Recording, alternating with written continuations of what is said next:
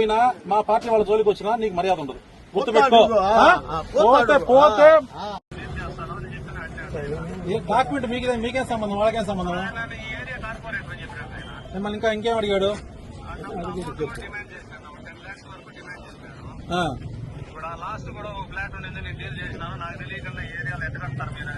అవన్నీ అడగదు. రమ్మని కాణిపాకం సత్యం నేను చేస్తాను.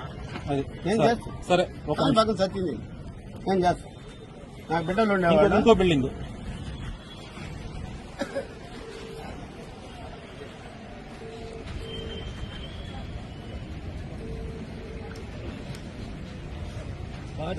బుద్ధి బాగుంది.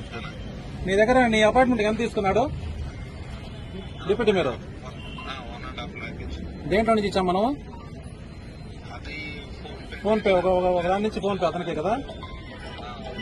ఓకేనా? పెట్టే మళ్ళా మాట.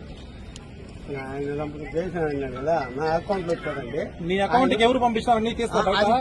అర్థమైందా? నువ్వు పోయి మున్సిపాలిటీ వాళ్ళని ఇబ్బంది పెట్టేది. వాళ్ళు ఏదైనా ఉంటే డిపిఎస్ కట్టుకుంటారు. నువ్వేదన్నా చూడు, వాళ్ళు ఎవరు అడిగినా మున్సిపాలిటీ వాళ్ళని పేరు చెప్తున్నారు. చెప్తాడా నీకు పరువు వాడు పోతుంది పూర్తిగా. మాట్లాడియా